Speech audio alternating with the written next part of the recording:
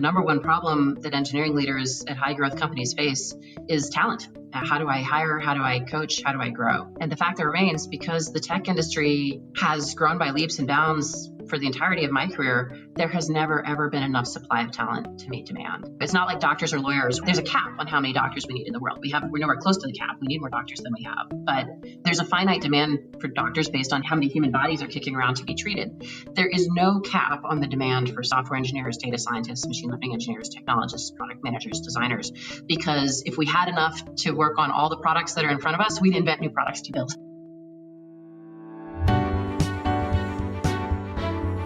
You are listening to The Sure Shot Entrepreneur, a podcast for founders with ambitious ideas. Venture capital investors and other early believers tell you relatable, insightful, and authentic stories to help you realize your vision. Welcome to The Sure Shot Entrepreneur. The guest in today's episode is Jocelyn Goldfein. She is a managing director at Zetta Venture Partners. Jocelyn is an engineering leader turned venture capital investor. She has invested in more than 20 startups with a focus on enterprise infrastructure and artificial intelligence. Jocelyn, welcome to the Sure Shot Entrepreneur. Thanks, Gopi. It's a pleasure to be here. Tell us about yourself, starting with where you went to college. I went to college in my hometown, which happened to be Palo Alto. I studied computer science at Stanford. And I was at college in the late 90s. I graduated in 1997. Probably one of the most exciting things that happened, though I didn't realize it at the time, was that I was the very first summer intern at Netscape, which, as some of your listeners may know, was really the first browser that popularized and the World Wide Web to and kind of the internet as we know it. It sort of kicked off the subsequent internet boom.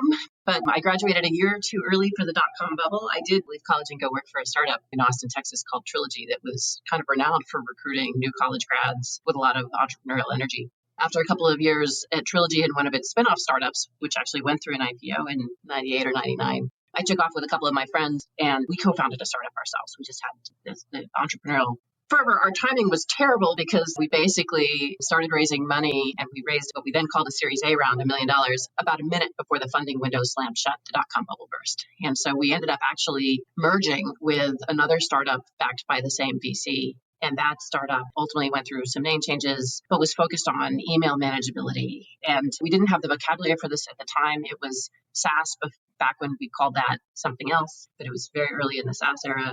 And we didn't have the phrase product market fit at the time, but we spent 18 months doing a really great job shipping software that nobody wanted to spend big bucks on. And so I left the startup at the time that we really came to grips with that fact and pivoted into email disaster recovery. The good news is email disaster recovery did have some product fit, and the company had a good exit many years after I left. I take no credit for that. But back to the Bay Area with my college boyfriend who had become my husband along the way. And the next startup I joined was VMware in 2003. And VMware was a couple hundred people then and really had just hit product market fit with the data center. It became a rocket from shortly after I joined. We doubled headcount and revenue every year the first 4 years or so I was there. So I stayed and grew up with the company. I started out as a tech lead doing kind of boiler room hypervisor stuff. And just when you're doubling every year, if you can get your job done, you get twice as much work as your reward. So I rose to management and then senior management and ultimately became a VP of engineering there. And then when our new CEO came in, he wanted to try business units and I became one of the first general managers of the business unit at VMware. So I stayed 7 years all in all. And it was just a wild experience joining a 300-person company and staying to 10,000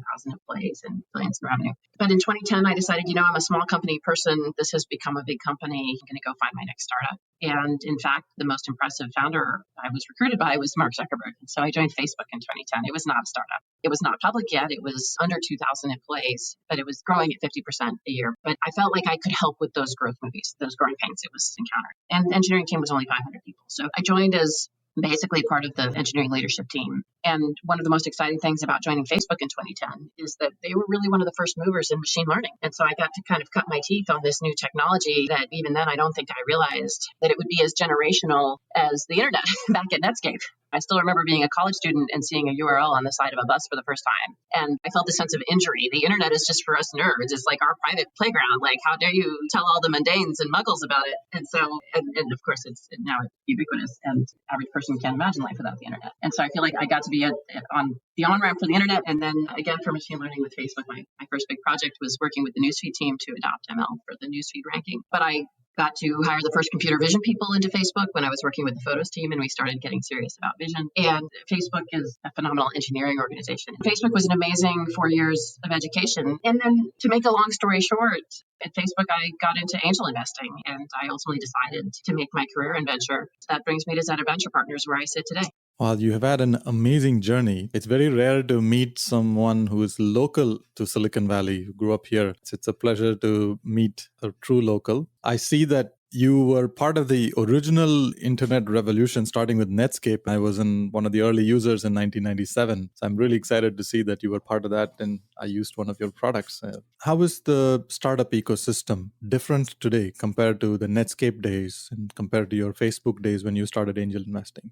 Well, I would say that a lot more changed between 1997 and 2015 than between 2015 and now. Between 97 and now, we codified so many practices. We had Sand Hill Road. Silicon Valley was by far the epicenter. We thought of ourselves as the home of the tech industry and the home of startups. But Netscape really kicked off the internet boom, which was itself kind of a generational change in startups. It gave everybody startup fever. Everybody was running to do startups. It really was a bubble because people didn't know what they were doing. And with hindsight, actually, all the ideas that we mocked worked out, right? Webvan failed, but Instacart is soaring success. Even the pets.com failed, but Chewy is an IPO, right? So they were wrong. They were just early. The entrepreneurs today are standing on the shoulders of the entrepreneurs and all the technologists from back then, because not only do we have way better technology stack that has brought down the cost of building and made it possible to build much more complex products that actually work, just the playbook, the fact that we now have a vocabulary to talk about. We didn't have agile back then. I remember just starting to talk about lean, fast cycle time in 1999. And all that was enabled by the LAMP stack and by the web, by deploying software onto servers that you controlled rather than sending it out into the world on a CD and your end customers controlling it. So just the way that we make software, and then the cost to maintain software, ship a subsequent release of a software, is exponentially reduced by running it on your own servers and by only having to manage one version of your software at a time, the version that you run on your server.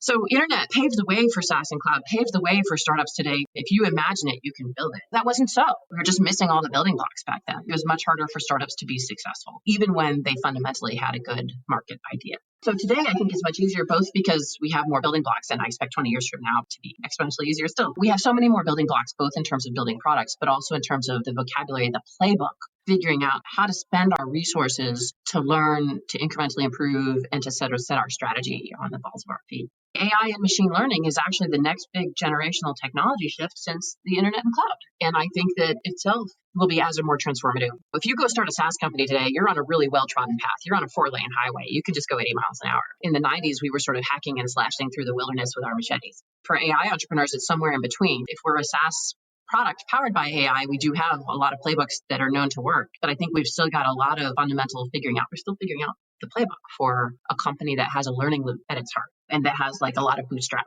problems. They're soluble, but I think that they're difficult. And so I call them bootstrap problems.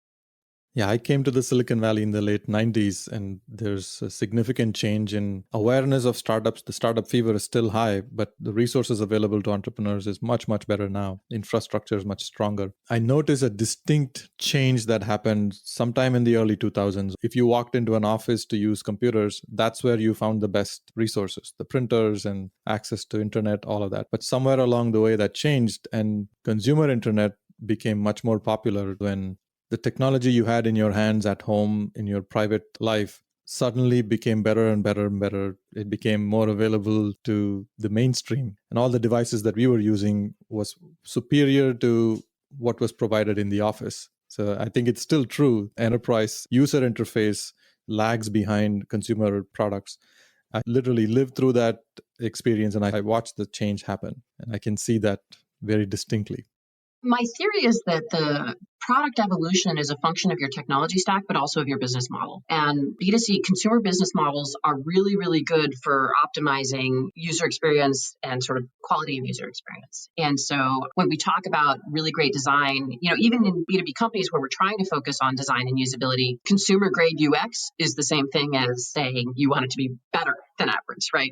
In B2B. Whereas I think B2B can be really good at reliability, mission criticality, because that's what's more important to those buyers. And that when we want to talk about reliability, about performance, we still might say enterprise grade. The different business models create an incentive structure for companies to focus on evolving different ways. The beauty of it is B2C can be the innovators in UX, but then B2B companies can very rapidly copy and take advantage of that innovation, and vice versa. Maybe that it's a B2B context that involves something like AWS or VMware that gives us this rock solid infrastructure. But then, of course, we can build consumer products on top of that. There is something fundamental here. Innovation requires a business model. Innovation doesn't get very far in the lab. It really comes to full flower and it gets refined, productized, finished. It goes from idea to really working in the context of an environment where people want it and will pay for it and will put up with the bumps and bruises of it being early because they have so much demand for it. And maybe this is one of the things that really excites me about being part of venture capital is this idea that innovation really comes to flower when we marry it with the right business model.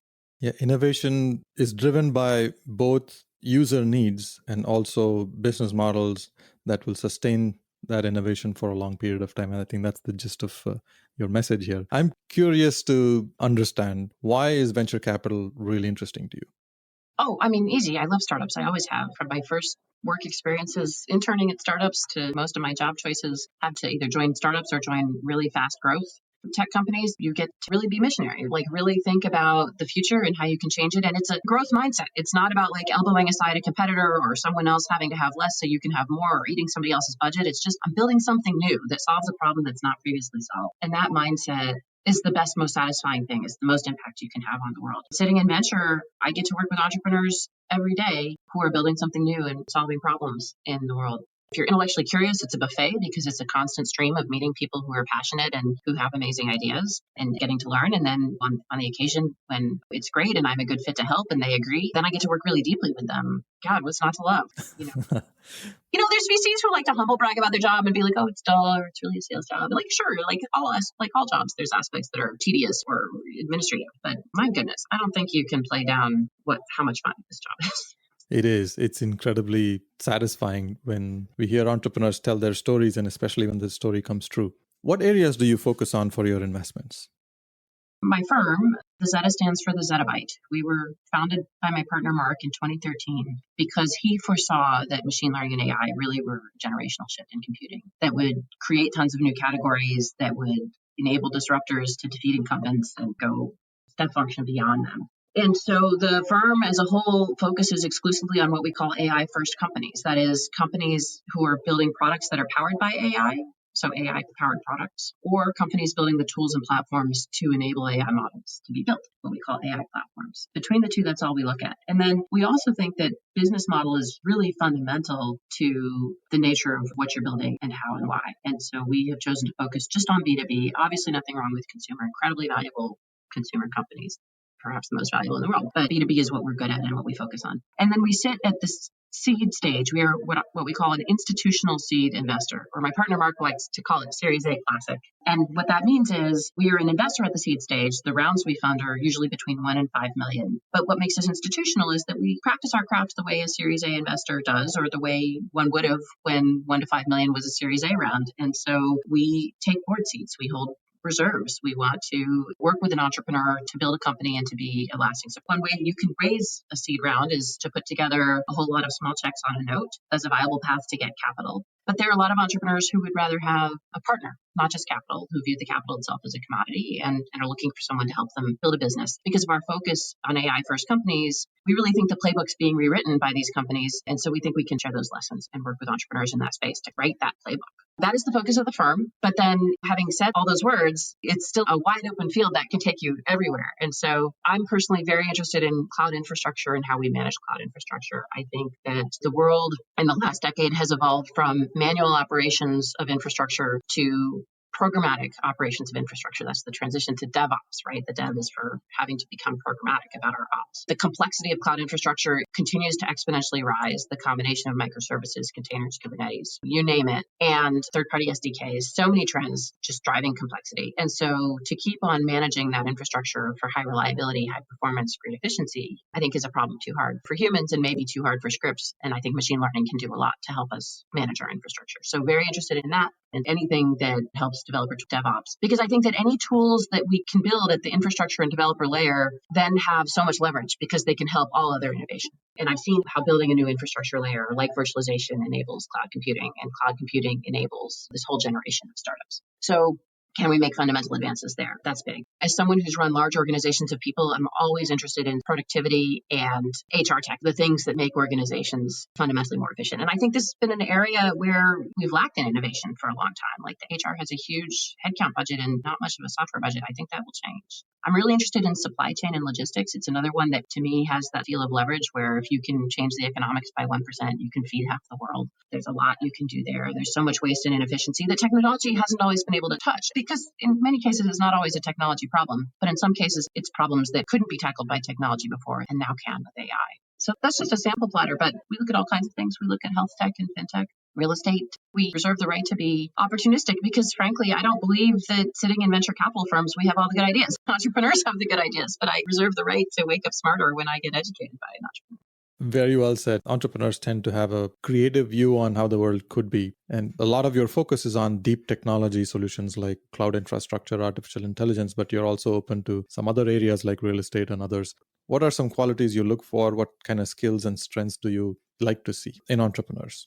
Can you give examples of one or two companies? Yeah, I've had the advantage of working with some all-time great entrepreneurs, people like Joe Lamont at Trilogy, Mark Zuckerberg at Facebook, Diane Green and Mendel Rosenblum at VMware. They're all very different, but one quality of those founders who go all the way is commitment to what they're doing, to building a great company, not just a great business, or a great product, not just a great company. That is a motivation that goes all the way and that attracts great people to follow them. So I think there's some kind of X factor in the great founders, and I hope I pattern recognition to try to recognize it. There's some more prosaic things. I think in AI in particular, it's critical to have really technically savvy founding teams. It's really hard to bet that somebody's going to build an AI first company when the founding team doesn't have machine learning expertise and thinks that they'll hire it or outsource that. I think that kind of has to be there from the outset. But likewise, I think that if you're going to apply machine learning, if you're going to build a product around a model to solve a problem in a domain like real estate or healthcare or fintech, you must have domain expertise. You must, even more so than if you were just building a product with software for workflow alone, because you've got to have access to data and you've got to have an understanding of what the data means. And it's just like an incredible impairment to try to tackle a problem without deeply understanding the problem. That blend of technical expertise and domain expertise in the founding team really matters. Giving examples, I'll talk about the SCAN team. They do business process discovery. This goes into my interest in the nature of work and how work is changing. And what they envision is that the future of work is not, there's a lot of scare tactics out there about AI taking over jobs or sort of automation replacing human beings. And I think that never in human history, when we've predicted a machine taking over people's jobs, is that what's happened. It's changed the nature of the jobs, but looms didn't put weavers out of business. More people are employed in making fabric than ever. ATM machines, we now have more bank tellers than we ever had pre-ATM machine. It's about figuring out that mosaic about how technology and humans will work in parallel. That was the vision of this. They built essentially the telemetry to understand deeply what desk workers are doing when they're doing work and what it actually looks like step by step. How can you instrument it first, measure it, and then optimize it and make the steps better? And maybe there's a place for automation as part of it, but maybe it's actually just we need process improvement because we need to redesign the assembly line. So that's what SCAN does. And the founders were a team out of a services company called Genpact who had spent a lot of time doing RPA deployments and frankly watching them fail because they were given this big binder saying, here's what people are doing, automate it. And inevitably, the binder did not reflect reality.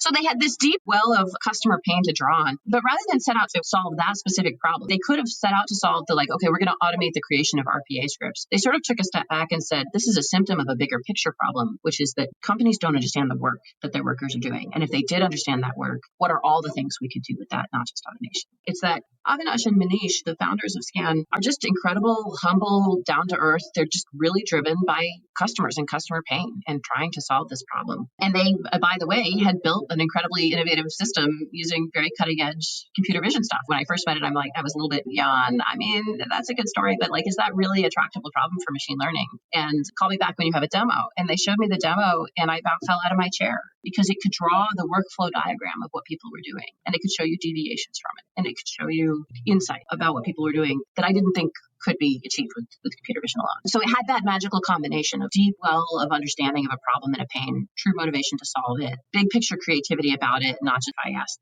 what he wanted. He would tell the customer, they'd tell me a faster horse, right? When what we need to give them is a car. So I think they stepped back from the slow horse problem and envisioned the automobile. And they are just the kindest, most caring leaders who have attracted absolutely outstanding people to work with them. Scan's a great example. Thank you for sharing a real life story of a process automation company. This is a good example of technical founders coming together to build an innovative solution. How much business acumen do you look for in such technical founding teams, especially at the early stages, the classic Series A stage?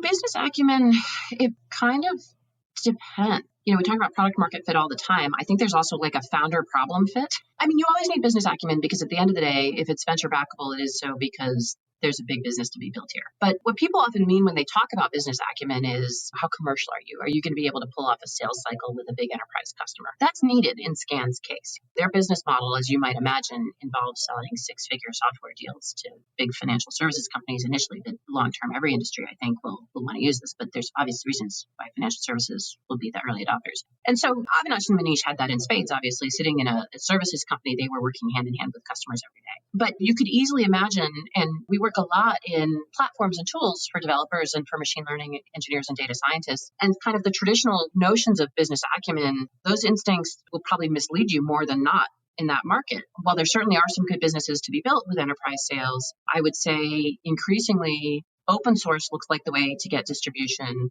Self-service looks like the way to drive high velocity and growth. Depending on the go-to-market, having a really great blogging voice, talking about and having real empathy for how developers want to consume software is actually much more valuable than somebody who knows how to sell big deals to banks. More than business acumen, I think what I really care about is empathy for your customer.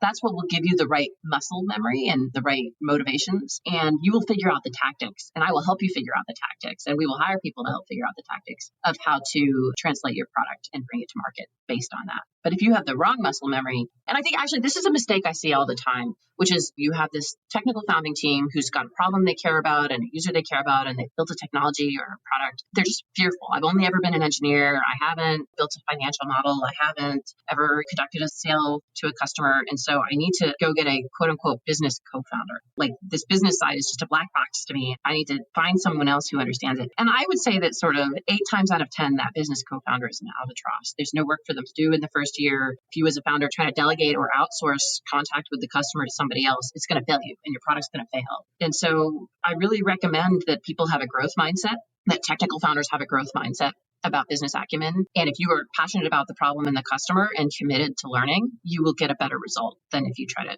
delegate.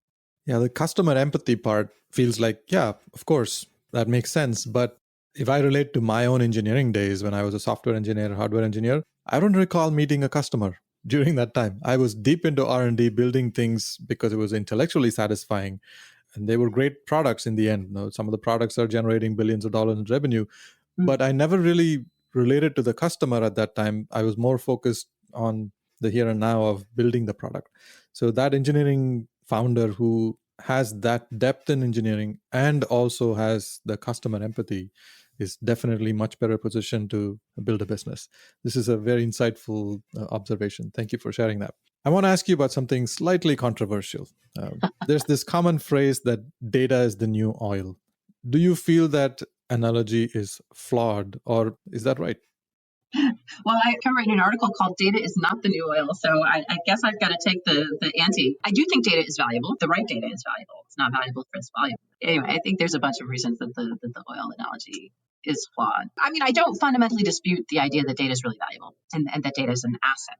But I think the valuable data is data that has been cleaned, is data that's relevant, I think a lot of enterprises in particular are sitting on huge troves of data and think, this is an asset, how do I monetize it? And your data may not be valuable. Depending on the problem, depending on the context, depending on the scenario, data that's 10 years old may be worthless. Data that's 6 months old may be worthless. Maybe only real-time data is useful to you right now. So it's the combination of data and context that actually gives it value. And by the way, I'm super excited about some really interesting technologies in active learning and transfer learning that will actually help us do more with less data, and that will help us pick the right data rather than more sheer volume of data. And I think a lot of people go awry and spend way too much building machine learning models. My model doesn't have good enough quality. Great, I'm just going to throw a ton more data at it, and I'm going to pay a fortune to annotate or label a bunch of data.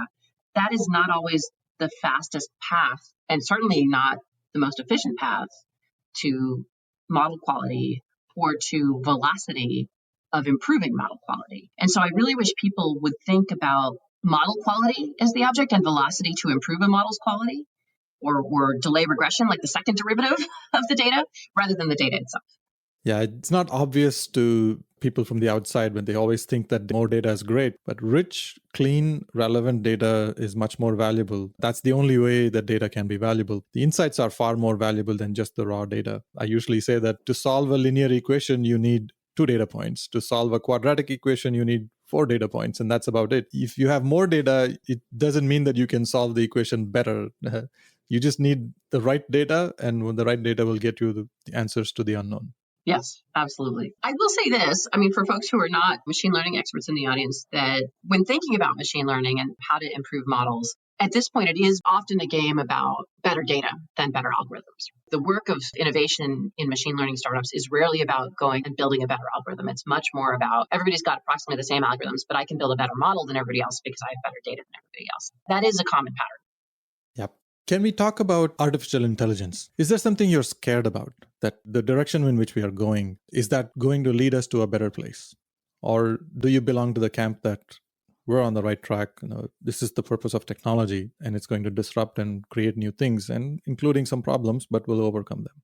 Well, I grew up in the tech industry. I'm about as close to a Silicon Valley hometown as you'll find. We moved around a bunch when I was growing up, but it was because my dad was in tech and was bouncing between tech employers in different states. So I put myself firmly in the kind of techno-optimist camp, which believes that technology can always be part of the solution, that if we face what seem like insurmountable challenges, that invention is the right answer to that. I don't belong to the alarmists that are like, AI is just bad, we have to shut it down. But of course, like all technology, it can be misused. It needs to be well regulated. My biggest fear is not about AI. It's about the fact that we don't have regulatory bodies who are equipped with sort of the expertise and the understanding of technology. And so we're not moving quickly enough to get the kinds of good policies that will enable business to be predictable and stable. So I wish that were accelerating faster. And I think that there are a few things that do worry me. And to be clear, I'm not worried about killer robots, right? Like, I'm not worried about the AI gaining sentience and turning on the humans and subjugating us. I think this is like the stuff of science fiction. I think, in a way, I'm sorry the industry chose the term artificial intelligence because it makes us all think of science fiction novels. And if we focus on just sort of machine learning for a second,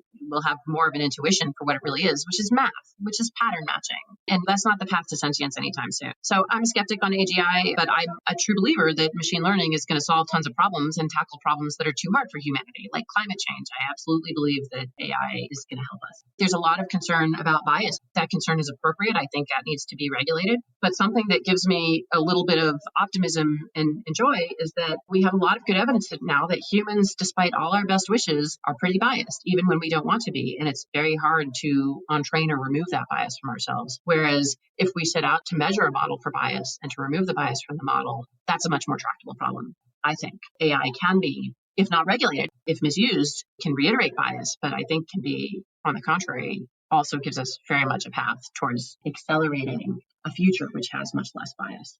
The things that I'm really worried about are autonomous weapon systems, even more so than bias, or goes hand in hand, honestly, are AI-powered systems that are intended to take lives or cause injury that don't have humans in the loop. And that, I think, is something that is being experimented with. Those products are being created for defense purposes generally. And I think there needs to be a lot of really careful thought and oversight for anything like that to come into existence. We're basically dealing with the development of the atomic bomb all over again, where I think scientists and engineers, we absolutely have an ethical and moral dimension to our work and really think about the long-term consequences. You talked about being an engineer and sort of not really focusing on the customer, but just sort of focusing on solving the technical challenge. And I think when we focus on the technical challenge to the exclusion of the impact of our work on society, I think we won't do our best work.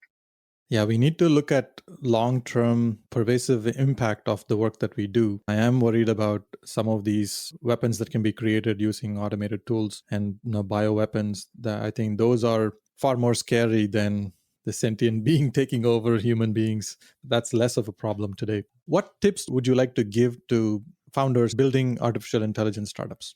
Come talk to Zetta. You should raise money from the right investor, one who really understands what you're building and will ask the right questions about it, give you the right support. What happens if they don't raise from the right investor? Have you seen that happen? Sure. I mean, at the end of the day, I don't think that investors deserve the credit when startups do well. There's actually kind of a debate among investors, like how much value do we really? And here's my take, which is if there's no product market fit, like I can't turn a bad market into a good one by just giving you sage advice. But I think that startups much more often die through suicide than homicide. That is to say, they fail for reasons that were avoidable, not because the market didn't exist or the invention didn't work, but because they didn't move fast enough or they chewed up too many resources chasing the wrong ideas. And so someone at your side who has seen a lot of startups in action, who has seen the movie before, may not be infallible, may give you the wrong advice because they're pattern matching, but may help you avoid a couple of those dips. People have this idea that successful startups are always up and to the right. I think folks who've actually worked in startups know every startup has valleys. Every startup has moments when it feels hopeless or everything's gone to heck. And sitting inside wildly successful startups like VMware and Facebook, but also acquiring wildly successful startups like Instagram, like every one of these that we think of as shining pinnacle of the startup journey, a hero role model, has actually had moments of great despair and moments of near-death experiences, shall we say. And so I think the key is not to avoid mistakes. The key is to fail fast and recover quickly from those mistakes and to kind of persist through them. My hope as a capital partner is that I can help you fail faster and recover faster.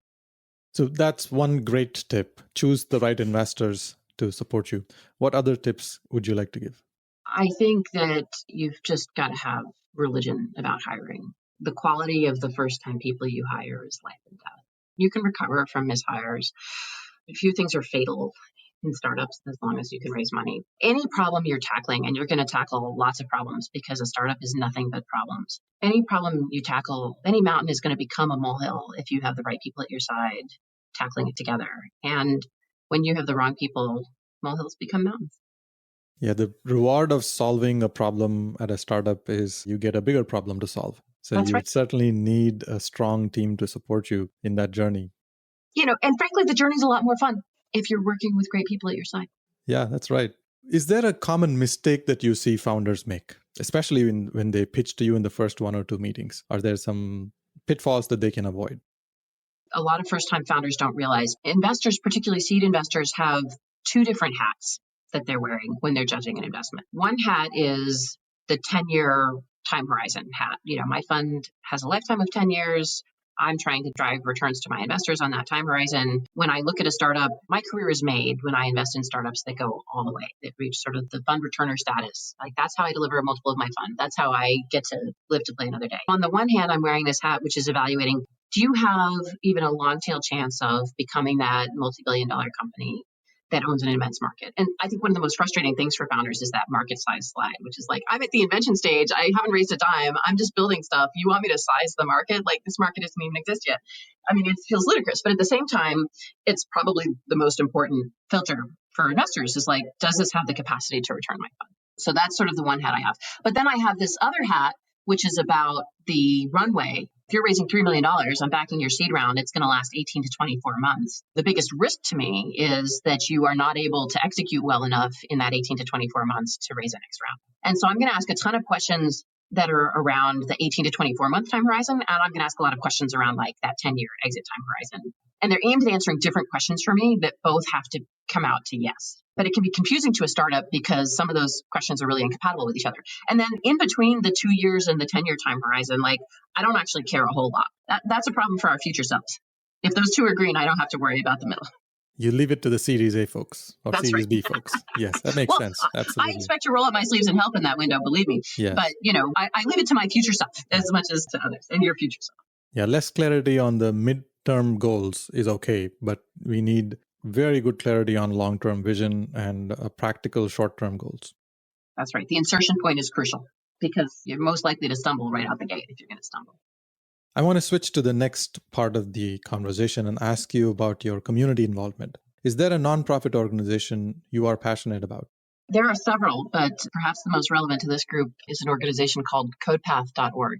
I'm passionate about them because I spent most of my career as an engineering leader. The number one problem that engineering leaders at high growth companies face is talent. How do I hire? How do I coach? How do I grow? And the fact that remains, because the tech industry has grown by leaps and bounds for the entirety of my career, there has never, ever been enough supply of talent to meet demand. It's not like doctors or lawyers where there's a cap on how many doctors we need in the world. We're nowhere close to the cap. We need more doctors than we have. But there's a finite demand for doctors based on how many human bodies are kicking around to be treated. There is no cap on the demand for software engineers, data scientists, machine learning engineers, technologists, product managers, designers. Because if we had enough to work on all the products that are in front of us, we'd invent new products to build and to improve humanity and to improve society. So there's no limit on the appetite for talent. What CodePath does is provide computer science education to college students and to engineers who are already in their role to help them to create a larger talent pool for tech companies and also to give more people on-ramps into a job that is creative, collaborative, and highly remunerated. And CodePath serves an incredibly diverse set of students, and they produce technologists to incredibly high quality. It's not a boot camp because they serve people throughout their careers and help them level up at every point along the way. And they are making a serious dent in the talent available to the industry and in that diversity of talent in the industry as well. They're just doing something incredible that has first-order impact to make the tech industry better, long-term second and third-order impacts to help the tech industry grow faster and to help it grow with the right people. And by the way, they have first-order impact on helping people find great jobs. So I think it's the American dream to find satisfying remunerative work. Jocelyn, thank you so much for spending time with me and sharing very insightful, authentic stories based on your own experience from the engineering world and the startups that you've backed with many practical examples that you've given. I really appreciate it, and I look forward to sharing your nuggets of wisdom with the world. Thank you so much, Gopi. Thank you for listening to The Sure Shot Entrepreneur. I hope you enjoyed listening to real-life stories about early believers supporting ambitious entrepreneurs. Please subscribe to the podcast and post a review. Your comments will help other entrepreneurs find this podcast. I look forward to catching you at the next episode.